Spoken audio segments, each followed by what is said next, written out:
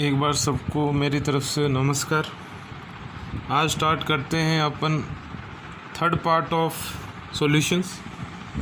अपन ने पहले वीडियो के अंदर पढ़े थे सॉल्यूशन क्या होता है, सॉल्यूशन कैसा होता है, सोल्यूट सॉल्वेंट किसको मानेंगे, जो ज़्यादा होगा सॉल्वेंट होगा, जो कम होगा सोल्यूट होगा। फिर अपन ने देखा था कि सॉल्यूशन का कॉन्सेंट्रेशन मेजर करने के अलग अलग तरीके 8 मेथड्स होते हैं।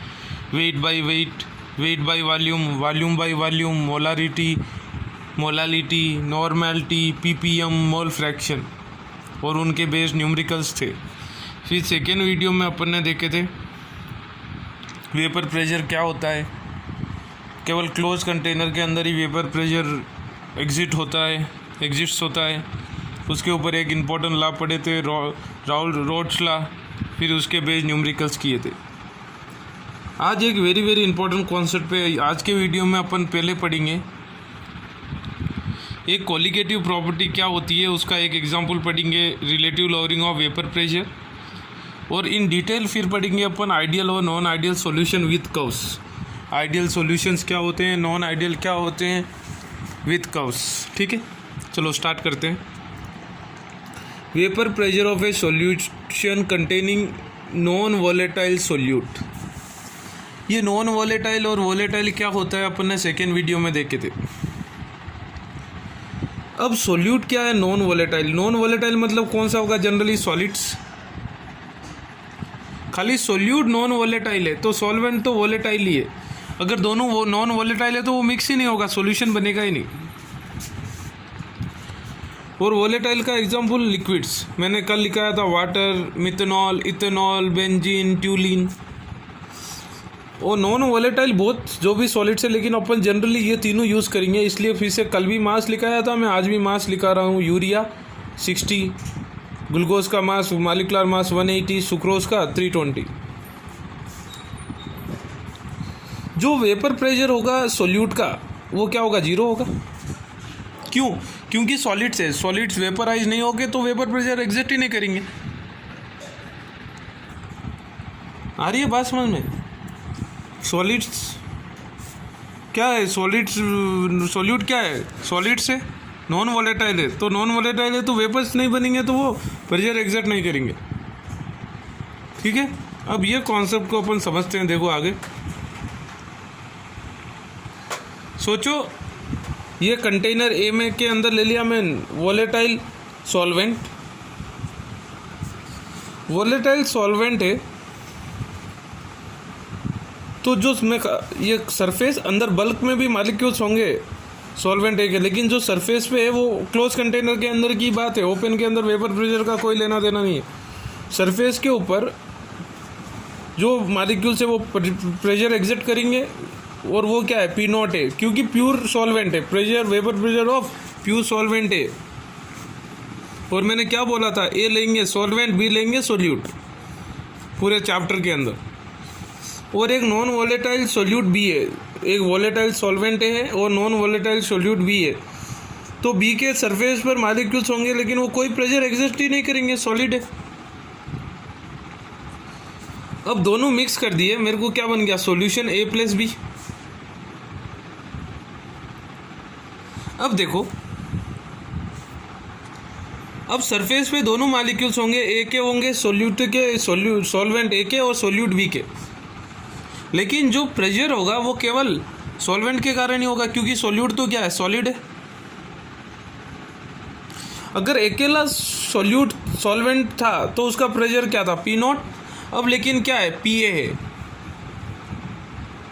इधर P भी नहीं है क्योंकि सॉलिड्स के कारण, और इधर भी P0 तो 0 होगा। P0 भी क्या होगा, 0 होगा, क्योंकि प्रेशर एग्जर्ट ही नहीं करेंगे ना सोल्यूट। तो इधर जो भी प्रेशर ऑफ सॉल्यूशन होगा क्या होगा, PA होगा, PA होगा, क्योंकि जो भी प्रेशर हो रहा है वो किसके कारण हो रहा है, सॉल्वेंट के कारण हो रहा है। वेरी इंपॉर्टेंट पॉइंट ये, इसको याद रखना है। अगर अब सॉल्यूशन का जो प्रेशर है, सॉल्यूशन का प्रेशर क्या है, PA। ये PA किसके कारण है, केवल सॉल्वेंट के कारण है। सॉल्वेंट का प्रेशर क्या था, P0 है। तो अब P0A जो होगा वो ग्रेटर देन PA होगा। सोचो इसका प्रेशर 5 mm है, इसका तो 0 होगा, तो ये जो सॉल्यूशन बन रहा है इसका प्रेशर क्या होगा, 5 mm से कम होगा। इसका मतलब जब सोल्यूट, नॉन वॉलेटाइल सोल्यूट और वॉलेटाइल सॉल्वेंट मिक्स कर रहे हैं तो प्रेशर क्या हो रहा है, डिक्रीज हो रहा है। सॉल्यूशन का प्रेशर क्या हो रहा है, डिक्रीज हो रहा है। On addition of non volatile solute vapour pressure is lowered. Lowered मतलब डिक्रीज्ड। आई बात समझ में, यहाँ तक तो अच्छी तरह देखना। अब देखो आगे चलते हैं। फिर से यही कंटेनर कर रहा हूँ मैं सॉल्यूशन। ये पीए है ऊपर, मालिक्यूल्स तो दोनों होंगे, सोल्यूट और सॉल्वेंट। सोल्यूट क्या होगा, नॉन वॉलेटाइल, जो प्रेशर एक्सर्ट नहीं करेगा, सॉलिड है। और सॉल्वेंट क्या है, वॉलेटाइल, लिक्विड है। तो दोनों, एक वॉलेटाइल और नॉन वॉलेटाइल को मिक्स करेंगे तो प्रेशर क्या होगा, लोवर्ड, डिक्रीज होगा। याद रखना है ये चीज़। अब देखो भाई, रॉस लॉ क्या होगा, PA is directly proportional to zeta है, मोल फ्रैक्शन। रॉस लॉ का स्टेटमेंट था, समझ में आया क्या। PB directly proportional to zeta B होगा या नहीं होगा, क्योंकि इधर प्रेशर ड्यू टू बी क्या है, सोल्यूट क्या है, सॉलिड, तो ये प्रेशर होगा ही नहीं। Due to solid vapour pressure होगा ही नहीं ना। फिर रॉड लॉ का मैंने स्टेटमेंट लिखा है, in a solution the partial vapour pressure due to each volatile component is directly proportional to mole fraction of the component. Mole fraction of the component volatile होना जरूरी है। तो प्रोपोर्शनलिटी कांस्टेंट मैंने कल के लाया था, फिर के equal to P not A prove किए थे अपन, वो याद रखने की जरूरत नहीं है। Direct P A equal to क्या होगा, P not A into X A, mole fraction. P A क्या, वेपर प्रेशर ऑफ सॉल्यूशन है। कल क्या था, वेपर प्रेशर ऑफ सॉल्यूशन क्या था, P A plus P B था, लेकिन आज पी बी नहीं है, क्योंकि पी बी क्या है, नॉन वॉलेटाइल सोल्यूट है। और पी नॉट ए क्या है, vapour pressure of pure solvent है। और एक्स ए के जीटा है क्या है, मोल फ्रैक्शन ऑफ ए। इधर मोल फ्रैक्शन ऑफ बी का लेना देना ही नहीं है, क्योंकि मोल फ्रैक्शन ऑफ बी के क्योंकि कंपोनेंट बी के कारण कोई वेपर प्रेशर नहीं हो रहा है। अब देखो, सोचो, मेरे पास आ गया P A equal to P not A into zeta है। अब जीटा ए के कारण मैं क्या लिख सकता हूँ, 1 माइनस जीटा भी लिख सकता हूँ। जीटा ए के जगह क्या लिख सकता हूँ, 1 माइनस जीटा भी लिख सकता हूँ, क्योंकि जो भी कंपोनेंट्स होते हैं सॉल्यूशन में, sum of their mole fraction is 1। First video के अंदर बताया था। तो जो ये आया है P A equal to P not A into zeta है, जीटा ए के जगह लगा दिया 1 माइनस जीटा भी। समझ में आ रहा है। अब ब्रैकेट खोल दिया, P 1 into P not A minus P not A into zeta B is minus P not A zeta B. P not A zeta B को एलएचएस में भेज दिया और पी ए को आरएचएस में भेज दिया। पी नॉट तो एलएचएस आरएचएस में एज इट इज है, एलएचएस से पी ए आ गया तो क्या हो गया, P not A minus P A. अब जो इधर P not A zeta B से मल्टीप्लाई हो रहा है, आरएचएस में जाएगा तो क्या होगा, डिवीजन होगा। P not A minus P A by P not a. ये पी नॉट ए और बी के जगह थोड़ा 1 और 2 दिया जाता है थोड़ी टेक्स्ट बुक्स में या कहीं, तो कंफ्यूज मत होना। अपन 1 और 2 के जगह ए और बी मान रहे हैं, ठीक है। जीटा बी क्या है, mole fraction of solute, component B solute, non volatile है जो उसका मोल फ्रैक्शन है जीटा बी। इसको बोलते हैं relative lowering of vapour pressure. ये क्या है, relative lowering of vapour pressure. कैसा रिलेटिव, देखो ये P not A minus P A क्या है, प्रेशर कितना चेंज हुआ है उतना, फिर ओरिजिनल से डिवाइड कर रहे हैं। पी नॉट 100 है तो पी ए 80 है। सोचो पी ए 80 है तो डिक्रीज कितना हुआ है, 20 डिक्रीज हुआ है, 20 बाई, फिर अपन कंपेयर भी कर रहे हैं ना, बाई 100, 20 बाई 100, 1/5। तो ये 1/5 रिलेटिव लोअरिंग।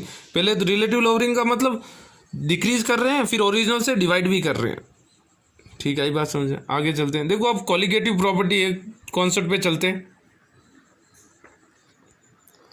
कॉलिगेटिव प्रॉपर्टीज क्या होती है, ऐसी प्रॉपर्टीज ऑलरेडी मैंने 11th में बताया था, which depends only on the number of solute particles. केवल सोल्यूट पार्टिकल्स के ऊपर डिपेंड करेगा। Particles, number of solute particles मतलब मोल्स हो, आयोन्स हो, मालिक्यूल्स हो। लेकिन वो नेचर ऑफ सोल्यूट पार्टिकल्स पे, वो सोल्यूट पार्टिकल्स किससे बने हुए हैं उस पर डिपेंड नहीं करेगा। जैसा नमक है या चीनी है या यूरिया है या ग्लूकोज के मालिक्यूल से, उसके ऊपर डिपेंड नहीं करेगा। वो केवल किस पे डिपेंड करेगा, अपन कितने मोल्स ले रहे हैं, 2 मोल्स ले रहे हैं, 3 मोल्स ले रहे हैं, 5 मोल्स ले रहे हैं, इसके ऊपर डिपेंड करेगा। नहीं कि किसके है, शुगर के है या यूरिया के, ग्लूकोज के, सुक्रोज के, उसके ऊपर डिपेंड नहीं करेगा। आई बात समझ। तो क्वालिटेटिव प्रॉपर्टी का ये एक फर्स्ट एग्जांपल है relative lowering of vapour pressure. अपन ये लेसन के अंदर 4 पढ़ना है। पहले वाला है relative lowering of vapour pressure. तो जीटा भी अपन ने फॉर्मूला क्या था, P not A minus P A by P A. P not A क्या है, vapour pressure of pure component ए क्या है सॉल्वेंट, और पी ए क्या है, वेपर प्रेशर ऑफ सॉल्यूशन। यहाँ क्योंकि इधर बी पी बी है ही नहीं, पी बी क्यों नहीं है, क्योंकि पी बी क्या है, सोल्यूट है। सोल्यूट क्या है, नॉन वोलेटाइल, तो वो कोई प्रेशर एक्सर्ट नहीं करेगा। अब zeta B mole fraction of B कैसा लिख सकते हो, number of moles of B upon total number of moles. Total number of moles क्या है, of A plus number of moles of B equal to P not A minus P A by P A. तो अब देखो एक चीज, तो इधर से एक कंक्लूजन ये होता है, जब भी वोलेटाइल सॉल्वेंट के अंदर नॉन वोलेटाइल सोल्यूट डालेंगे तो वेपर प्रेशर क्या होगा, डिक्रीज होगा। कैसा डिक्रीज, सोच लो एक बार, आपके पास पानी है, पानी के वेपर्स बन रहे थे, लेकिन उसके अंदर आपने चीनी डाल दी, सॉलिड डाल दिया, तो क्या वेपर्स बनेंगे उतनी जितने प्योर सॉल्वेंट में बन रहा था। जितना एक पानी में, सोचो एक बार, पानी है कंटेनर के अंदर, वेपर्स जा रहे हैं, उसके अंदर चीनी डाल दी आपने, तो वेपर्स कम हो गए ना, कम हो जाएंगे। क्यों, जो सॉलिड डाल रहे हैं वो क्या करेगा, अट्रैक्शन बढ़ेगा, तो वेपर्स को अपनी तरफ खींचेगा, तो ऑटोमेटिकली, और जो भी लिक्विड मॉलिक्यूल्स है उसको अट्रैक्शन अपनी तरफ खींचेगा, तो वेपर्स क्या होंगे, कम होंगे, तो प्रेशर डिक्रीज ही होगा ना। वही है relative lowering of vapour pressure, याद रखना है ये। अब थोड़े न्यूमेरिकल्स देखते हैं। देखो पहला क्या कह रहा है, the vapour pressure of pure water is 600 mm of mercury। Water, pure water मतलब क्या है, ये सॉल्वेंट है, एट सम टेम्परेचर, कोई टेम्परेचर पे। Find the vapour pressure of solution, इधर vapour pressure of solution containing 30 grams urea. क्या है, 30 ग्राम्स यूरिया है। यूरिया क्या है, सॉलिड है, तो जो इधर सॉल्यूशन का वेपर प्रेशर होगा वो क्या होगा, पी ही होगा, केवल क्या होगा, पी ही होगा ना, क्योंकि वेपर प्रेशर किसके कारण है, केवल सॉल्यूशन का वेपर प्रेशर क्या है, पी ही है। क्योंकि वोलेटाइल के अंदर क्या डाल रहे हैं, नॉन वोलेटाइल यूरिया डाल रहे हैं, सॉलिड है ये। कितने पानी में डाल रहे हैं, 72 ग्राम्स, 72 ग्राम्स। अब देखो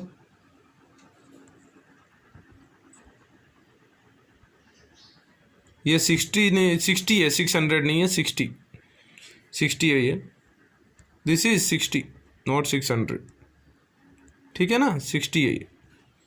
अब देखो पी नॉट ए क्या दिया हुआ है, 60। मुझे क्या फाइंड आउट करना है, vapour pressure of solution, solution मतलब पी ए। ये फार्मूला अपने अभी देखा था, क्या है, zeta B equal to P not A minus P A by P not A. मुझे पी ए फाइंड आउट करना है। ये क्या है, mole fraction of solute. Solute क्या है, urea. Mole fraction of urea क्या होगा, number of moles of urea upon number of moles of urea plus number of moles of water, क्योंकि वाटर है सॉल्वेंट। तो number of moles of urea क्या होगा, given mass by molar mass. Urea का given mass क्या है, 30, और molecular weight क्या होता है, NH2CO NH2। कल लिखवाया था, आज भी मैंने बोला था 60। यूरिया, सुक्रोज और ग्लूकोज का याद रख लो। सुक्रोज 342, ग्लूकोज 180 और यूरिया 60। 30/60 0.5 मोल। तो यूरिया के कितने मोल्स है, 0.5। अब मोल्स ऑफ वाटर कितने होंगे, गिवन मास ऑफ वाटर क्या है, 72 ग्राम्स ऑफ वाटर है। मॉलिक्यूलर वेट ऑफ वाटर क्या होता है, H2O का 18, 72/18 ये हो गया 4 मोल्स। अब मैं ये फार्मूले के अंदर LHS जो जीटा बी है, मोल फ्रैक्शन ऑफ यूरिया है, वो निकाल रहा हूँ। क्या होगा, number of moles of urea upon number of moles of urea plus number of moles of water. समझ में आया, number of moles of urea क्या है, 0.5 अपॉन वाटर कितना है, 4 + 0.5, ये हो गया 1/9।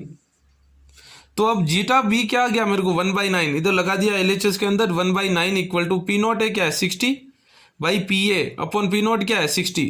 पी ए फाइंड आउट करना है, vapour pressure of solution. P A ही होगा, वेपर प्रेशर ऑफ सॉल्यूशन, क्योंकि नॉन वॉलेटाइल सोल्यूट डाल रहे हैं तो पीबी नहीं होगा।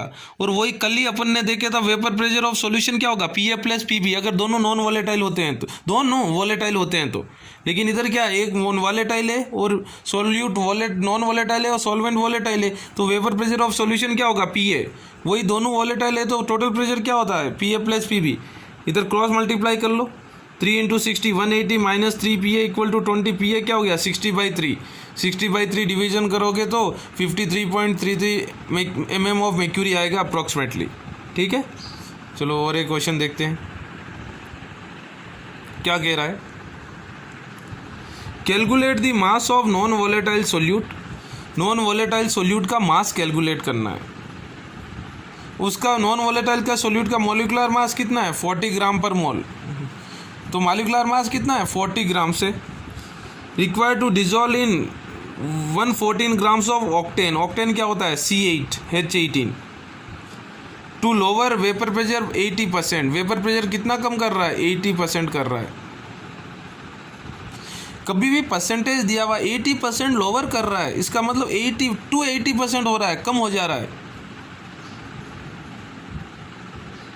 समझ में आ रहा है। अब देखो मैं मॉलिक्यूलर तो इधर किस नॉन वॉलेटाइल सोल्यूट किसके अंदर डाल रहा हूँ, ऑक्टेन के अंदर। तो ऑक्टेन क्या है, सॉल्वेंट है, लिक्विड होता है ऑक्टेन, वॉलेटाइल है ऑक्टेन। तो गिवन मास ऑफ सॉल्वेंट कितना है, 114 ग्राम्स। और जो गिवन मास ऑफ सोल्यूट है वो मुझे फाइंड आउट करना है।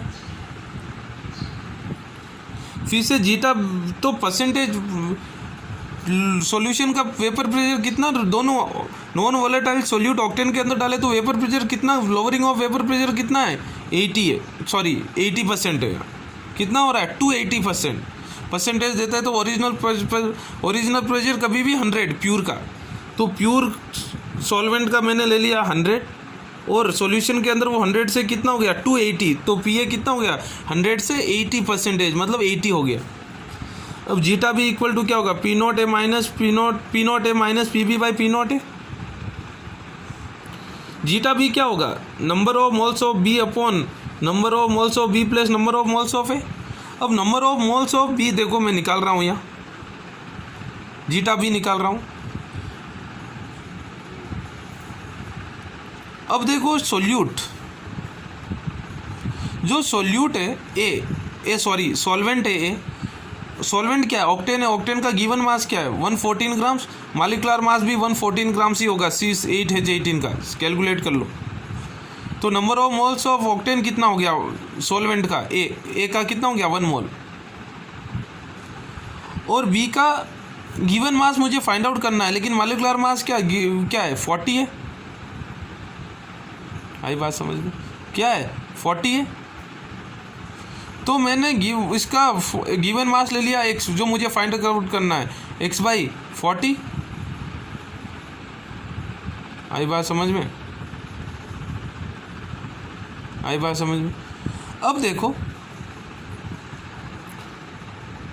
NB प्लस NB मतलब solute B, number of moles of solute plus mole fraction of क्या होगा, मोल फ्रैक्शन ऑफ सोल्यूट क्या होगा, number of moles of solute by number of moles present in the solution, क्या होगा ये, NB plus B solute है plus 1 solvent के कितना है, एक के कितने मोल्स है, 1 है, इक्वल टू क्या हो गया, 1/5।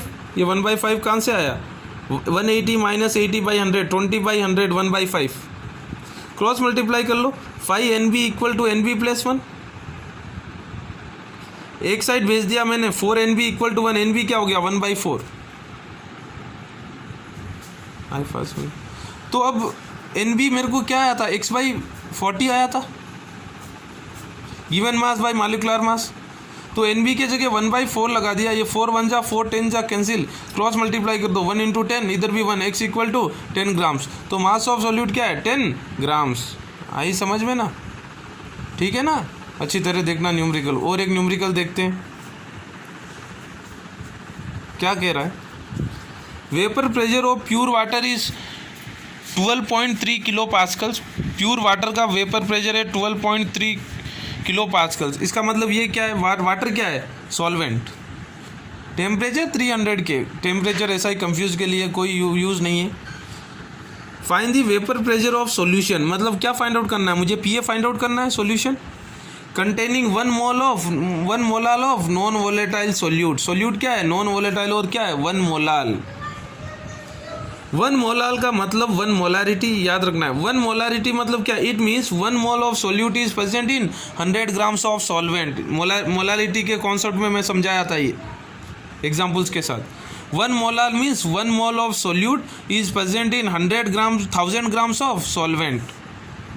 1 मोलाल क्या होता है, 1 mole of solute is present in 1000 grams of given solvent. इधर सॉल्वेंट क्या है, वाटर दिया हुआ है।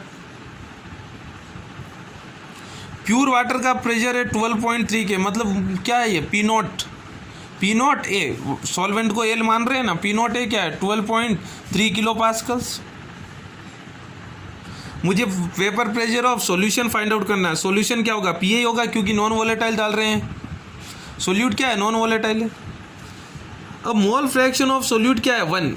ये कहाँ दिया, इसका मतलब 1 मोलाल मतलब क्या है, 1 mole of solute. Solute B क्या है, सोल्यूट ही है ना, तो इसका मतलब 1 मोल ऑफ सोल्यूट, और कितना गिवन मास ऑफ सॉल्वेंट कितना है 1000 ग्राम्स। तो वाटर का गिवन मास क्या है 1000 ग्राम्स। फिर देखना 1 molal means 1 mole of solute is present in 1000 grams of solvent. अब number of moles of solvent क्या होगा, given mass by molal mass क्या हो गया 1000/18, क्योंकि मोलार मास ऑफ वाटर क्या होता है 18 होता है, ये 8 नहीं है 18 है। फिर mole fraction of B, zeta B, solute का क्या होगा, number of moles of B upon number of moles of A plus B. Number of moles of B क्या है 1 है, नॉन वोलेटाइल सोल्यूट का नंबर ऑफ मोल्स क्या है 1 upon 1 plus number of moles of solvent water का क्या है 1000/18। अब मेरे को पास फार्मूला क्या है, P not A minus P A by P not A equal to zeta B.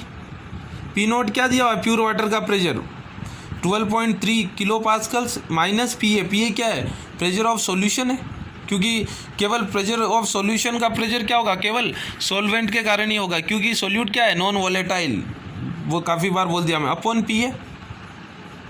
ये मोल फ्रैक्शन एलसीएम ले लेंगे तो क्या होगा 18 ऊपर चले जाएगा, 18 अपॉन 18 प्लस 1000 हो गया, 1 इंटू 18 हो गया, फिर 18 ऊपर चले गया। इसको सिंप्लीफाई करोगे, एलसीएम लोगे आप, तो अपन को पी ए अराउंड आएगा 12.08 किलो पास्कल्स, क्योंकि पी नॉट किस में दिया हुआ है, पास्कल्स में ही दिया हुआ है ना, ठीक है ना। देखो प्रेशर डिक्रीज हो रहा है, पहले तो 12.3 था, अब कितना है 12.08, ठीक है। अब देखते हैं आइडियल और non ideal solution. Next topic है, अच्छा है,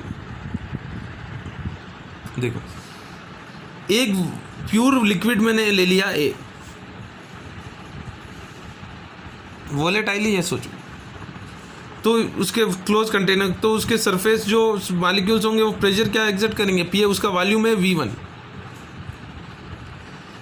और उसके बीच में इंटरेक्शंस कैसे होंगे, पूरे केवल ए प्योर लिक्विड है तो ए के मॉलिक्यूल ही, वाटर है सोचो तो वाटर के मॉलिक्यूल ही आपस में इंटरेक्ट करेंगे ना, वही प्योर लिक्विड ए है तो कैसे इंटरेक्शन होंगे ए, और दूसरे वजल में ले लिया बी, प्योर लिक्विड लिया हूँ, उसके भी सरफेस पे मॉलिक्यूल्स रहेंगे और उसके बीच में इंटरेक्शन कैसा होगा बी इंटरेक्शन, और उसका ले लिया V2, दोनों मिक्स कर दिए तो क्या बन जाएगा, सरफेस पे ए और बी के मॉलिक्यूल्स आ जाएंगे, क्या बन जाएंगे सॉल्यूशन, और उसका वॉल्यूम ले लिया VVF, वी फाइनल मतलब वॉल्यूम फाइनल। अब देखो अपन आइडियल और नॉन आइडियल में डिटेल में पढ़ते हैं, क्या क्या देखेंगे। देखो जब दोनों ए और बी, सॉल्यूशन कब आएगा, जब दो चीज़ों को मिक्स करेंगे, क्योंकि अपने सिलेबस में केवल बाइनरी है, दो कंपोनेंट, लिक्विड ए और लिक्विड मिक्स करेंगे, वॉल्यूम V1 और V2, तो क्या आएगा VF आएगा। अब तक अपन ने पढ़े अगर 5 लीटर ये लिए लिक्विड है और 3 लीटर लिक्विड भी लिए तो जो सॉल्यूशन बनेगा कितना बनेगा 8 लीटर, लेकिन वो हरदम नहीं होता है, वही सीखेंगे अपन आइडियल और नॉन आइडियल सॉल्यूशन में। आप 5 लीटर पानी के अंदर 1 लीटर शरबत डाल दो, अपन को सॉल्यूशन कितना बनेगा 6 लीटर का बनेगा। अपन वही सोच रहे हैं और वही फॉलो करते आ रहे हैं, लेकिन नहीं, अब से वैसा फॉलो नहीं करेंगे अपन। वो चेंज हो सकता है, वॉल्यूम कम भी हो सकता है और ज़्यादा भी हो सकता है। तो ये क्या क्या हो सकता है, delta V of mixing, change in volume of mixing, ये देखेंगे अपन क्या डिपेंड होता है। Delta H of mixing, delta H मतलब चेंज इन एंथैल्पी ऑफ, दो चीज़ें मिक्स करने पर एनर्जी हीट ऑब्जर्व होती है या रिलीज होती है, वो देखेंगे। देखो ये याद रखना, अगर ए एम इंटरेक्शंस क्या होना है, टूटना है, टूटेगा जब भी तो बी से रिएक्ट होगा ना। और बी बी इंटरेक्शन क्या होना है, टूटना है, क्योंकि टूटेंगे जब भी तो दोनों ए और बी आपस में मिलकर सॉल्यूशन बनेंगे। और सॉल्यूशन के अंदर ए बी इंटरेक्शन क्या होना है, फॉर्म होना है, दोनों बॉन्ड बनना है। जब भी तो ए बॉन्ड टूटेगा, टूटना है, और बी बी बॉन्ड टूटना है, क्योंकि ये सोल्यूट और सॉल्वेंट है। तो हीट क्या होती है, बॉन्ड टूटती है जब ऑब्जर्व होती है, हीट क्या होती है, ऑब्जर्व होती है। और ए बी बॉन्ड क्या होगा बनेगा, अगर बॉन्ड बनता है तो हीट क्या होती है, रिलीज होती है, याद रखना है। जब भी बॉन्ड टूटता है तो हीट ऑब्जर्व होगा, जब भी बॉन्ड टूटेगा, और हीट बॉन्ड टूटा, बॉन्ड बना है तो हीट रिलीज होगी, हीट देगा बाहर। देखना, डेल्टा वी ऑफ मिक्सिंग मतलब change in volume on mixing, delta है change in volume on, change in enthalpy on mixing, याद रखना है ये पॉइंट्स को। ये क्या होते हैं आगे डिटेल में पढ़ेंगे अपन। और देखो तीसरा वाला delta S mixing, delta S मतलब एंट्रोपी। एंट्रोपी कभी भी ग्रेटर देन 0 होगा, भले आइडियल हो या नॉन आइडियल हो। डेल्टा एच ऑफ मिक्सिंग और delta V of mixing change होते रहेंगे, लेकिन delta S of mixing is always greater than 0, always. क्यों? Because the number of particles increase हो रहे हैं सॉल्यूशन के अंदर, क्योंकि सॉल्यूशन के अंदर डेल्टा एस रैंडमनेस, एंट्रोपी तो बढ़ेगी ही बढ़ेगी। क्यों बढ़ेगी? क्योंकि सॉल्वेंट के मालिक्यूल्स सोचो 20 है और सोल्यूट के मालिक्यूल्स 5 है, दोनों मिक्स हो गए तो सॉल्यूशन के अंदर कितने मालिक्यूल्स हो गए, 15 हो गए ना। ऑटोमेटिकली 15 मालिक्यूल्स बढ़ रहे हैं तो रैंडमनेस भी बढ़ेगा ऑटोमेटिकली, ठीक है ना। तो ये भले आइडियल हो नॉन आइडियल हो, delta S of mixing is always greater than 0। Delta G ये तो लेस देन 0 ही होना है, क्योंकि एंट्रोपी अगर लेस देन 0 हुआ जब भी तो रिएक्शन पॉसिबल है। तो अगर दो सोल्यूट और सॉल्वेंट मिक्स हो रहे हैं और सॉल्यूशन बन रहा है तो रिएक्शन हो रहा है, जब भी तो दोनों मिक्स होकर सॉल्यूशन बन रहा है। तो सॉल्यूशन बन रहा है इसका मतलब रिएक्शन स्पॉन्टेनियस हो रहा है, रिएक्शन अक्कर हो रहा है, रिएक्शन फिजिबल हो रहा है। रिएक्शन स्पॉन्टेनियस है या रिएक्शन फिजिबल है कब होता है, जब एंट्रोपी 0 होता है। और अपन को सॉल्यूशन कब बनेगा, जब सोल्यूट और सॉल्वेंट मिक्स करेंगे तो सॉल्यूशन बनेगा। तो जब भी तो अपन आइडियल और नॉन आइडियल की बात करेंगे तो हर जगह सॉल्यूशन बनेगा। तो भी सॉल्यूशन बनेगा मतलब डेल्टा जी ऑलवेज क्या होगा, नेगेटिव। आई बात समझ में, आई बात समझ। अब देखो सॉल्यूशन जो रोल्स लॉ को ओबे नहीं करते हैं उनको they are known as non ideal solution. जो सॉल्यूशन राउल्स लॉ को फॉलो नहीं करते हैं, ओबे नहीं करते हैं, वो होते हैं नॉन आइडियल सॉल्यूशन। जैसा नॉन आइडियल गैसेस क्या होते हैं, the gases which do not obey the gas laws, जैसा Charles law, Boyle's law, gas Lussac law, वो लॉस फॉलो नहीं करते हैं, उनको क्या बोलते हैं, नॉन आइडियल गैसेस। वैसा ही जो सॉल्यूशन राउल्स लॉ को ओबे नहीं करते हैं उनको बोलते हैं नॉन आइडियल सॉल्यूशंस। इसका डिटेल में पढ़ेंगे अभी, ठीक है। चलो आगे चलते हैं।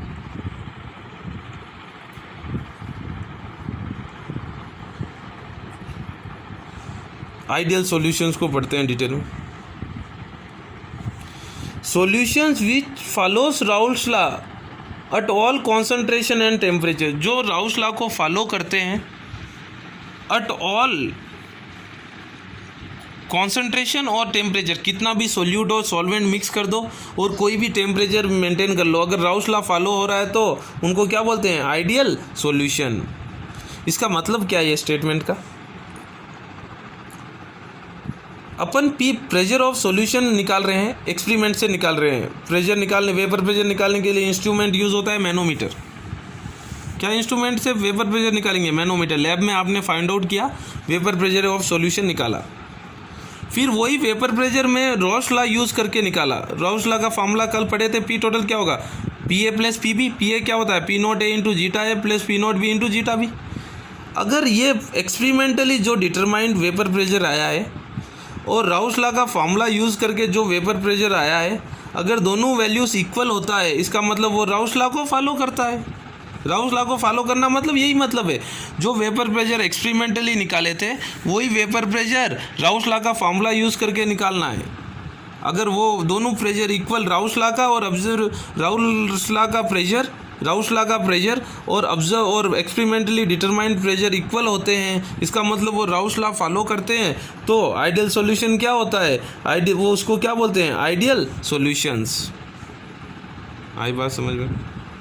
देखो, आइडियल सॉल्यूशन के लिए डेल्टा वी मिक्सिंग जीरो होता है। इसका मतलब मिक्सिंग जीरो होता है मतलब कोई वॉल्यूम चेंज नहीं होगा। अपन 5 लीटर सॉल्वेंट के अंदर 1 लीटर सोल्यूट डाल रहे हैं, तो अपन को सॉल्यूशन कितना बनेगा, 6 लीटर ही बनेगा। वहाँ कोई डिक्रीज या इंक्रीज नहीं होगा, वॉल्यूम सेम रहेगा। आई बात समझ में? वॉल्यूम चेंज, ये डेल्टा वी ऑफ मिक्सिंग क्या है, change in volume mixing, change in the volume of mixing. Solute और सॉल्वेंट करने पे कितना वॉल्यूम चेंज हो रहा है, लेकिन आइडियल सॉल्यूशन के अंदर वॉल्यूम कुछ भी चेंज नहीं होगा, जीरो चेंज। जितना सोल्यूट और सॉल्वेंट मिला रहे हैं उतना दोनों मिल गई अपन को सॉल्यूशन बन जाएगा। इसका रीज़न क्या है, बहुत अच्छा रीज़न है, देखना ये इसका रीज़न क्या, A interaction equal to B B interaction equal to A B interaction. इसका मतलब जितना फोर्स ऑफ अट्रैक्शन सॉल्वेंट के अंदर है उतना ही फोर्स ऑफ अट्रैक्शन सोल्यूट के अंदर है, उतना ही फोर्स ऑफ इंट्रैक्शन सॉल्यूशन के अंदर है। इसका मतलब क्या होगा, जितनी आसानी से ए के बॉन्ड टूटेगा, क्योंकि टूटना है, उतनी आसानी से बी के टूटेंगे और उतनी ही आसानी से ए बी के जुड़ेंगे, बनेंगे। ठीक है, उसके पहला पॉइंट क्या है, राउस लॉ को फॉलो करते हैं। सेकेंड लॉ क्या है, सेकेंड पॉइंट क्या है, delta V of mixing zero होता है। थर्ड है delta H of mixing zero. इसका मतलब क्या है, देखो इसका मतलब रिएक्टेंट ए के बॉन्ड टूटने के लिए जितनी एनर्जी टूट रहा है तो क्या हो रहा है, एनर्जी ऑब्जर्व होगी, और बी टूटने के लिए भी क्या होगी, एनर्जी ऑब्जर्व होगी। सोचो ये टूटने के लिए 5 moles of energy 5 joules of energy है, ये भी 5 जूल्स ऑफ एनर्जी है, तो एनर्जी ऑब्जर्व कितनी हो रही है, ए इंट्रैक्शन टूटने के लिए 5 जूल्स और बी टूटने के लिए 5 जूल्स, और ए बी के अंदर बॉन्ड बन रहा है तो एनर्जी रिलीज होगी, तो इधर 10 जूल्स ऑफ एनर्जी रिलीज होगी। मतलब ए इंट्रैक्शन और बी इंट्रैक्शन तोड़ने के लिए जो एनर्जी ऑब्जर्व हो रही है उतनी ही एनर्जी ए बी इंट्रैक्शन बनने के लिए रिलीज हो रही है। इसका मतलब डेल्टा एच ऑफ मिक्सिंग क्या होता है, जीरो। इसका मतलब ये क्या है, ट्रू सॉल्यूशन है, सॉरी आइडियल सॉल्यूशन, जिसको ट्रू भी कह सकते हो। आइडियल सॉल्यूशन क्या होता है, देखो ये स्टेटमेंट को समझो, heat is observe during breaking of A and B interaction. जितनी ए और बी इंट्रैक्शन टूटने में हीट रिलीज हो रही है, हीट ऑब्जर्व हो रही है, उतनी हीट रिलीज हो रही है in formation of A B interactions. ठीक है, फोर्स ऑफ अट्रैक्शन एफओए, मैं कहीं एफओए यूज़ करता हूँ, मतलब फोर्स ऑफ अट्रैक्शन होता है एफओए का फुल फॉर्म। ए का इंट्रैक्शन जो होगा वही बी का होगा और वही ए बी का होगा। इंट्रैक्शन ए का जो होगा वही बी का होगा और वही ए बी का होगा। और डेल्टा एस ऑफ मिक्सिंग क्या होगा, ग्रेटर देन जीरो, हरदम आइडियल हो या नॉन आइडियल हो। डेल्टा जी ऑफ मिक्सिंग क्या होगा, लेस देन जीरो, क्योंकि रिएक्शन अगर सॉल्यूशन बन रहा है तो रिएक्शन स्पॉन्टेनियस, तो डेल्टा जी क्या होगा, नेगेटिव ही होगा हरदम। और एंट्रोपी रैंडमनेस बढ़ रहा है, क्योंकि सोल्यूट और सॉल्वेंट के पार्टिकल्स मिक्स हो रहे हैं तो सॉल्यूशन के अंदर नंबर ऑफ पार्टिकल्स बढ़ रहे हैं, तो रैंडमनेस क्या होगा, बढ़ेगा। ठीक है ना, तो डेल्टा एस ऑफ मिक्सिंग क्या होगा, ग्रेटर देन जीरो। एग्जाम्पल्स याद रखना है, देखो एग्जाम्पल्स देखते हैं कुछ। मिथेनॉल और इथेनॉल सॉल्यूशन,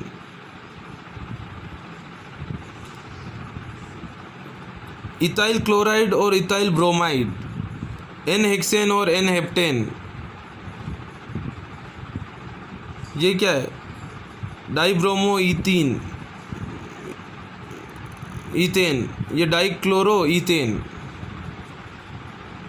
और एक एग्जाम्पल बेंजीन और ट्यूलिन। सोचो सब एग्जाम्पल में देखो और वही एक मैंने ये भी समझाया हूँ, देखो C2H5Cl और C2H5I को ले लिए तो ये आइडियल सॉल्यूशन नहीं होगा। क्यों नहीं होगा, क्योंकि इधर क्लोरीन और आयोडीन के बीच में साइज डिफरेंस बहुत ज़्यादा है। इसका मतलब क्या है, कार्बन का देखो तो नेक्स्ट कार्बन होना चाहिए फैमिली में, नेक्स्ट फैमिली का हाइड्रोकार्बन होना चाहिए, और पोलैरिटी सेम होना चाहिए। देखो पोलैरिटी सेम होगा सबका। देखो CH3 ये क्या है, मिथाइल ग्रुप है, C2H5 इथाइल, ये क्या हो गया इथाइल, जेक्स नेक्स्ट वाला है। वही अगर मैं मिथाइल और प्रोपाइल लगा देता, प्रोपेनॉल और मिथेनॉल ले लेता, तो वो आइडियल सॉल्यूशन नहीं कहलाता। आइडियल सॉल्यूशन की ये पहचान करने का एक अच्छा तरीका है। देखो इधर इसका मतलब एक कार्बन ज़्यादा हो रहा है, खाली नेक्स्ट कार्बन ही आ रहा है। मिथेनॉल के बाद क्या आएगा, इथेनॉल ही आएगा। अगर वही मैं मिथेनॉल और प्रोपेनॉल ले लेता तो वो आइडियल नहीं कहलाता, क्योंकि उनके बीच में मॉलिक्यूलर मास का डिफरेंस बहुत ज़्यादा हो गया, तो साइज़ बड़ा हो गया। साइज़ बड़ा हो गया तो इंटरेक्शंस क्या होंगे, वंडर वाल्स इंटरेक्शन बढ़ जाएंगे, तो वो आइडियल नहीं कहलाएगा। और इधर देखो C2H5 एक बात अच्छी बात है।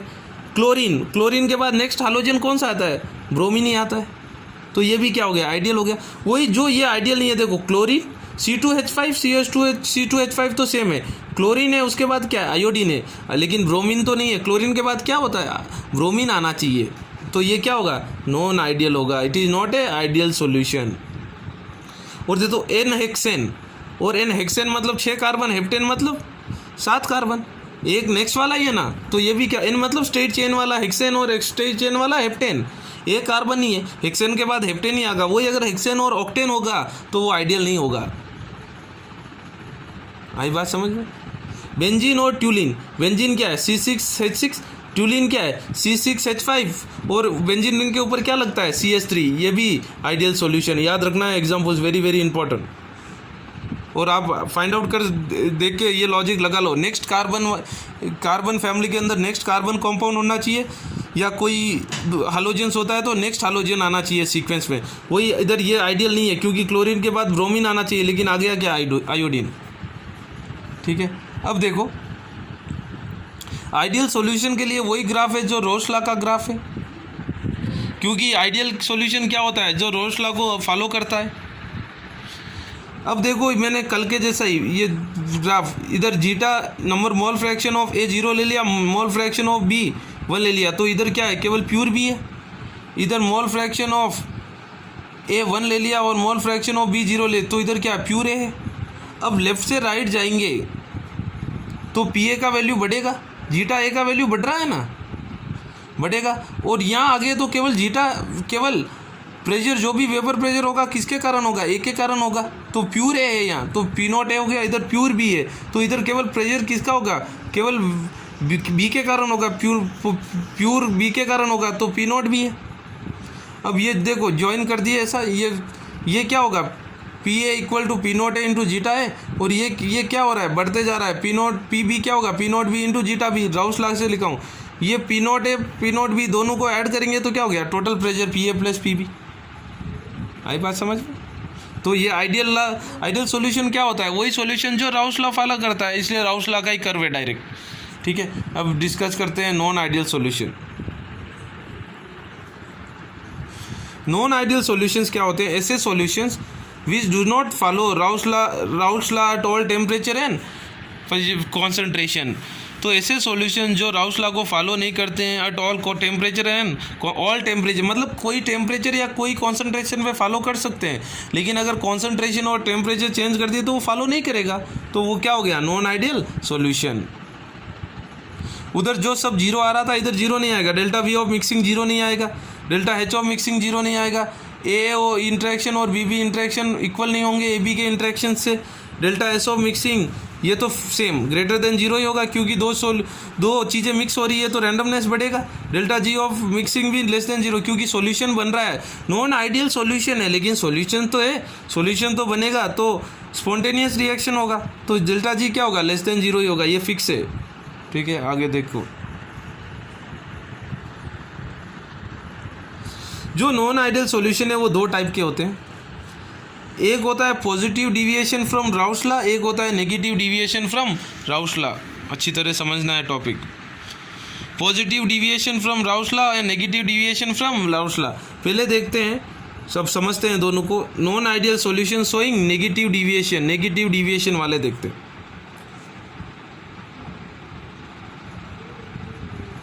अब देखो पहली पॉइंट क्या है, जो pressure of vapour pressure of solution experiment से डिटरमाइन किए थे वो राउस लॉ से एक्सपेरिमेंट से ज़्यादा होगा। इसका मतलब राउस लॉ से जो वेपर प्रेशर आया था वो कम है, नेगेटिव मतलब जितना आना था उतना नहीं आ रहा है, कम आ रहा है। अगर सोचो मैं एक्सपेरिमेंट लैब में किया तो मेरे को 10 सॉल्यूशन का प्रेशर आया था, 10 mm ऑफ mercury आया। वही अगर राउस लॉ से फाइंड आउट किया फार्मूला यूज़ करके तो वो 8 mm ऑफ mercury कम आया, नेगेटिव आ रहा है, नेगेटिव वैल्यू आ रहा है, कम वैल्यू आ रहा है।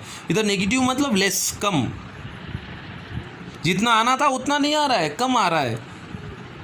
समझ में याद रखना है। पहला पॉइंट ये नॉन आइडियल नेगेटिव डिविएशन के लिए। उसके बाद देखना second point force of attraction FOA के लिए देखना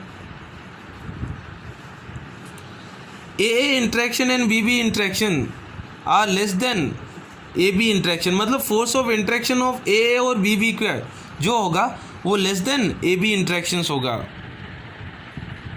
इसका मतलब क्या है, AA और BB दोनों का बॉन्ड टूटेगा तो एनर्जी ऑब्जर्व होगी।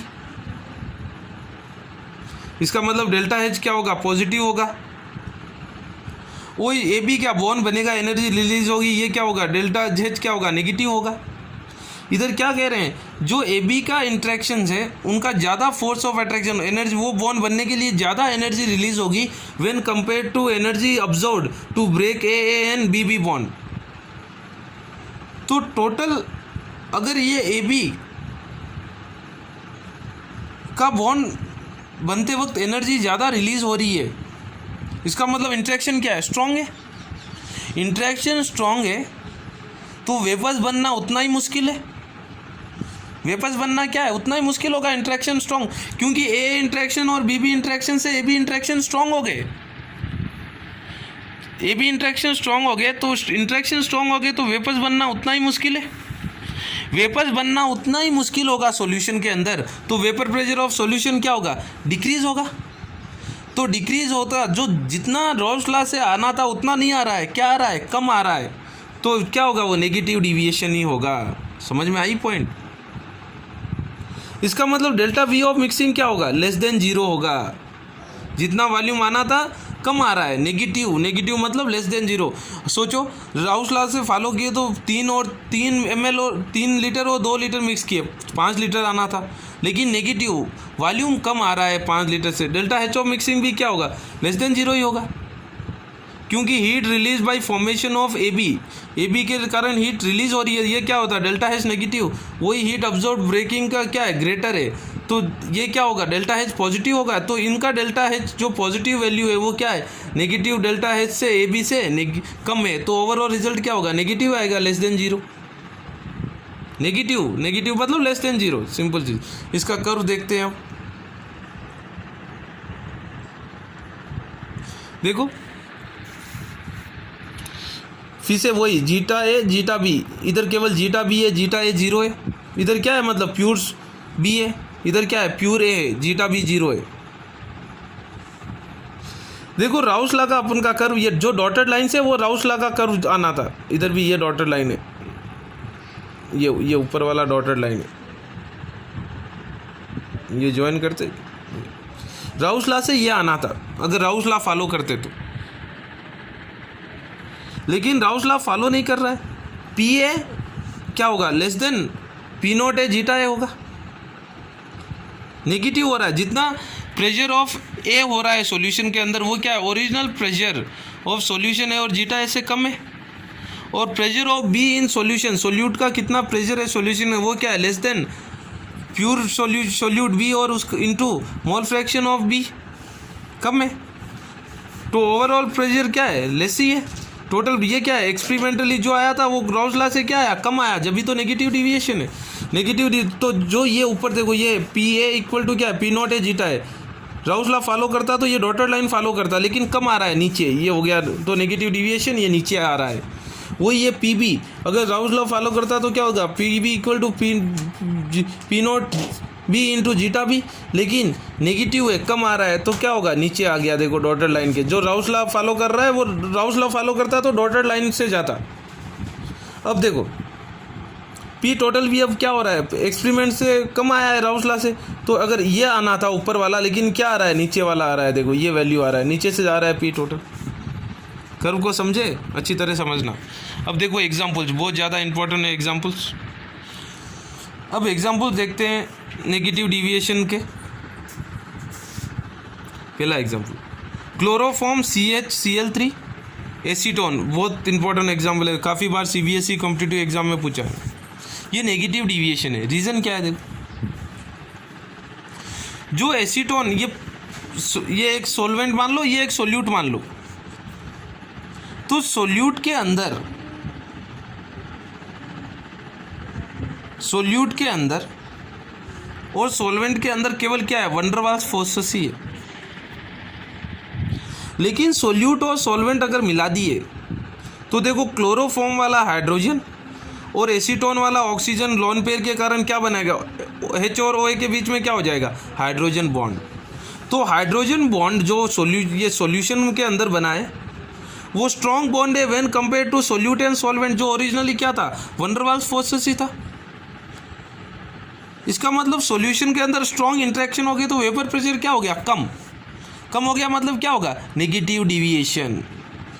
देखो statement, due to presence of hydrogen bonding in the solution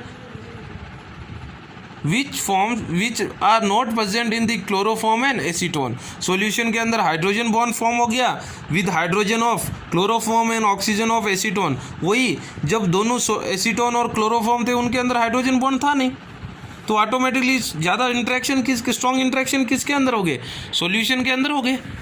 तो इसका क्या होगा, डेल्टा H क्या होगा, लेस देन 0 होगा। ज़्यादा हीट रिलीज होगी, हाइड्रोजन बॉन्ड स्ट्रॉन्ग बॉन्ड है, स्ट्रॉन्ग बॉन्ड फॉर्म हो रहा है तो हीट रिलीज ज़्यादा होगी।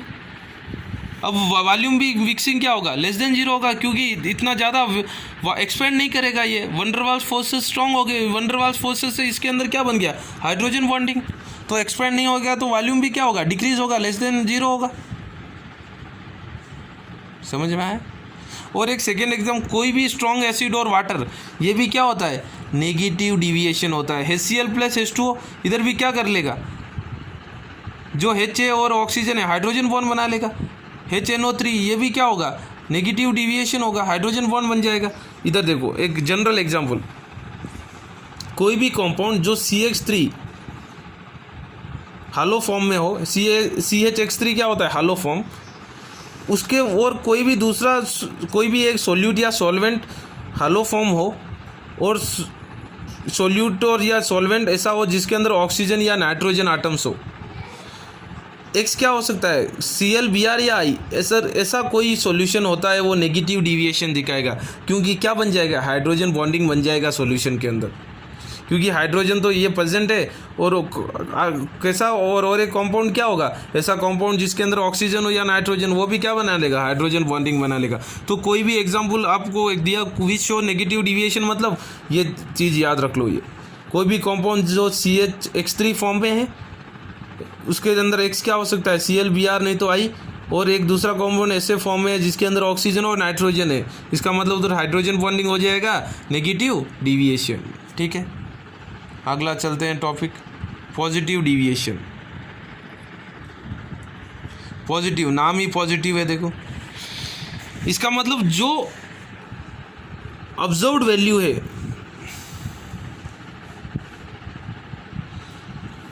वो क्या होगा, राउस लॉ से वैल्यू से ज़्यादा होगा। राउस लॉ से वैल्यू से क्या होगा, ज़्यादा आएगा। राउस लॉ से सोचो 10 आ रहे थे तो ऑब्जर्व्ड क्या है, 12 आ गया, ज़्यादा आ जाएगा, पॉजिटिव ज़्यादा आ रहा है। अगर ये पूरा ज़्यादा आ रहा है इसका मतलब P observed is greater than P0 है, जीटा है, एंड P भी ऑब्जर्व्ड क्या होगा, P0 भी, जीटा भी। आई बस, इसका मतलब डेल्टा V ऑफ मिक्सिंग क्या होगा, greater than 0, delta H of mixing भी क्या होगा, ग्रेटर देन 0। नेगेटिव का अपोजिट बन जाएगा पॉजिटिव। आई बस, FOA की बात करते हैं, फोर्स ऑफ अट्रैक्शन क्या होगा, देखो इधर BB अट्रैक्शन और A अट्रैक्शन क्या होगा, they are stronger than AB attractions. जो BB और A इंट्रैक्शन से, फोर्स ऑफ अट्रैक्शन से, A और BB क्या है, A किसके अंदर है, सॉल्वेंट के अंदर, BB किसके अंदर है, सोल्यूट के अंदर है। जो उनके अंदर इंट्रैक्शन थे पहले प्योर सोल्यूट और प्योर सॉल्वेंट के, वो इंट्रैक्शंस स्ट्रॉन्गर है when compare to AB interactions. आया बात समझ में। इसका मतलब AB के इंट्रैक्शंस क्या हो गए, वीक हो गए, BB और A इंट्रैक्शन से अट्रैक्शंस वीक हो गए, फोर्स ऑफ अट्रैक्शन कम हो गया, तो ऑटोमेटिकली वेपर्स बनना आसान होगा। वेपर्स बनना आसान होगा तो वेपर प्रेशर क्या होगा, ज़्यादा होगा। ज़्यादा किससे होगा, जितना अपन राउस लॉ से कैलकुलेट किए उससे ज़्यादा होगा। वही तो बात है ना, P total observed is greater than P not A into zeta A plus P not B into zeta B. ये राउस लॉ से कैलकुलेट किए। वही A B A and B B interaction are stronger than A B interactions. ठीक है, चलो example देखते हैं इसका। पहले कर्व देख लेते हैं। अब देख, जो एकदम स्ट्रेट है, फिर से जीटा ए 0 जीटा बी 1 है। ये इधर जीटा ए 1 जीटा बी 0, इधर क्या है प्योर ए बी, इधर क्या है प्योर ए। अगर राउस लॉ फॉलो करता तो ये स्ट्रेट लाइन जाती, ये जाती और ये जाती, ये राउस लॉ फॉलो करते थे। लेकिन इधर प्रेशर क्या हो रहा है, पॉजिटिव ज़्यादा हो रहा है। पी ए क्या है, greater than G P not A zeta है, एंड पी बी क्या है, greater than P not B zeta B. तो देखो पी ए क्या है, पी नॉट ए जीटा है, ये पी ए क्या है, ग्रेटर है, ऊपर से जाएगा ये स्ट्रेट लाइन से। और पी बी भी क्या जाएगा, इसके ऊपर जाएगा डॉटेड। और पी टोटल भी क्या होगा, टोटल प्रेशर भी डिक्रीज, ये ऊपर से जाएगा। ये है पॉजिटिव डिविएशन। आई बात समझ में। अब एग्जाम्पल समझते हैं। देखो वाटर प्लस बेंजीन लेते हैं। देखो वाटर के अंदर हाइड्रोजन बॉन्डिंग था, प्योर वाटर के अंदर, और सोल्यूट के अंदर क्या था, वैन डर वाल्स फोर्सेस। अगर वाटर और बेंजीन मिक्स हो गए तो हाइड्रोजन दोनों, ये सॉल्यूशन बन गया। इसके अंदर हाइड्रोजन बॉन्डिंग होगा ही नहीं ना, तो इधर hydrogen bonding are stronger than van der Waals forces. तो इधर तो हाइड्रोजन बॉन्डिंग था किसी एक के अंदर, सॉल्वेंट के अंदर, लेकिन इधर तो कोई सॉल्यूशन के अंदर तो हाइड्रोजन बॉन्डिंग है ही नहीं ना। सो हाइड्रोजन बॉन्डिंग नहीं है तो बॉन्डिंग वीक हो गई। बॉन्डिंग वीक हो गई तो अट्रैक्शन कम हो गया, तो क्या होगा, वेपर्स आसानी से बनेंगे। तो वेपर प्रेशर क्या होगा, ज़्यादा होगा। किससे ज़्यादा होगा, जितना राउस लॉ से कैलकुलेट कर रहे थे उससे ज़्यादा आएगा। तो क्या होगा, positive deviation. FOA decreases, force of attraction decrease हो रहा है, तो वेपर प्रेशर इंक्रीज होगा। और देखो एग्जाम्पल लिख सकते हो, water plus toluene, methanol plus benzene, ethanol plus ये क्या है, ट्यूलिन। आई समझ। तो ऐसा एक कोई भी ऐसा सॉल्वेंट ले लो जिसके अंदर हाइड्रोजन बॉन्डिंग हो, और ऐसा कंपाउंड, और एक ऐसा सॉल्यूट ले लो जिसके अंदर वैन डर वाल्स फोर्सेस हो। दोनों को मिक्स करो, सॉल्यूशन के अंदर हाइड्रोजन बॉन्डिंग नहीं होगा, तो ऑटोमेटिकली हाइड्रोजन बॉन्डिंग नहीं होगा तो वेपर वो क्या होगा, इजीली वेपर्स बन जाएंगे, तो वेपर प्रेशर इंक्रीज होगा, तो पॉजिटिव डिविएशन। ठीक है ना, अच्छी तरह समझना ही। पढ़ते रहो, कोई डाउट होता है तो पूछते रहो। नोट्स जो वीडियो में लिख रहा हूँ वही सीक्वेंस में पढ़ा रहा हूँ, वही वीडियो पॉज करके फिर नोट्स में लिखना है आप लोग एज इट इज़। न्यूमेरिकल्स भी कर रहा हूँ तो वो न्यूमेरिकल्स भी करना है as it is, same sequence में करना है। ठीक है, पढ़ते रहो, लॉकडाउन को यूटिलाइज करो। God bless you.